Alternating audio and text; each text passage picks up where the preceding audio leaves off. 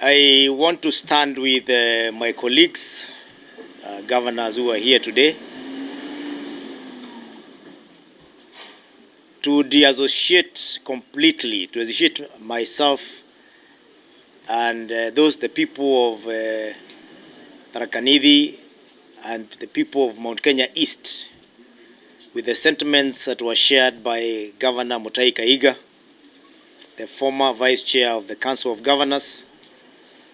Our culture does not involve making mockery or celebrating other human beings or other human lives' death. It does not matter the relationship we had with those people when they were alive. It is not our culture to celebrate even the worst of our enemies' death, if there is such a thing, because we know that life is given by God and life is taken by God, and therefore we cannot have mockery or have jokes around deaths of our fellow human beings. Allow me also to say that as Mount Kenya East, we are part of Mount Kenya. We did not have any meeting either by our leaders of our people to have any stand and opinions around what was alluded by Governor Mutahi. We are a part of one Kenya. We are part of one government, that is national government headed by His Excellency William Samoei Ruto and the 47 county governments of Kenya. Therefore, it is a shame, it is unacceptable that we can even be associated with such remarks, and especially being said to be remarks from Mount Kenya. We want the rest of the Kenya to know the people who live around Mount Kenya are decent people who stand with the rest of the Kenya during this time of mourning. And especially the fact that the person we are mourning has been a uniting factor in Kenya. Raila Odinga has saved this country from going to the dogs on several occasions, not only by conceding defeat, but also agreeing to work with the governments of the day, irrespective of how they conducted ourselves during the election period. I specifically want to say that we are aware from our culture, greediness in life. Most of the times those people who are choked because of greed, they are not choked by the piece of meat which is in their mouth.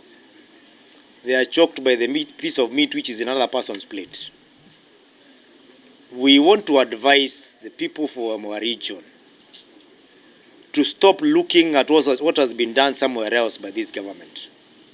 Because whatever has been done somewhere else by this government is a right of those people. As for your own development agenda, and focus on what you have.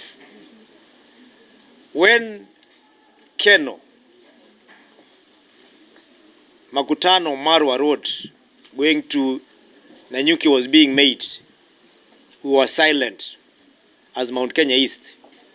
We never had any form of lamentation or any form of acrimony that the road is not being done towards Mount Kenya East, because we knew that is a part and parcel of Mount Kenya.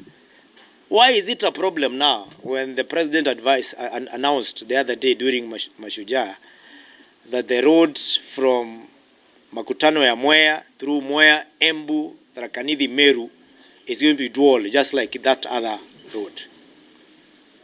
When we had the deputy president coming from Mount Kenya West, we never had any problem. We were dancing around it and we were celebrating. Why is it a problem now when the deputy president has come from Mount Kenya East, yet is the deputy president of Kenya? I am saying this because we have realized an attitude problems since the deputy president from Mount Kenya West was removed. And he was not removed because he's a deputy, he was deputy president of Mount Kenya West. He was removed because he had bad manners. It did not matter where he came from. It doesn't matter if there's a community where they came from.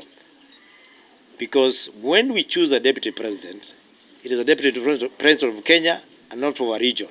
And therefore, we would like our brothers and sisters from Mount Kenya West to work with us and embrace unity behind the government of William Samoei Ruto, who I believe has never abandoned them, irrespective of the fact that some of the leaders have shown their back to his government.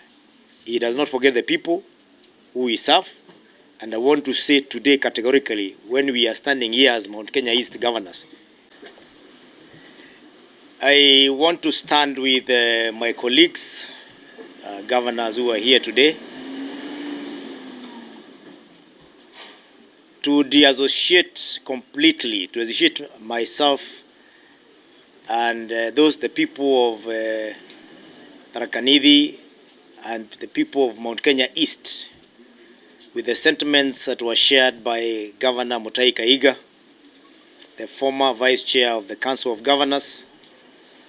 Our culture does not involve making mockery or celebrating other human beings or other human lives' death. It does not matter the relationship we had with those people when they were alive. It is not our culture to celebrate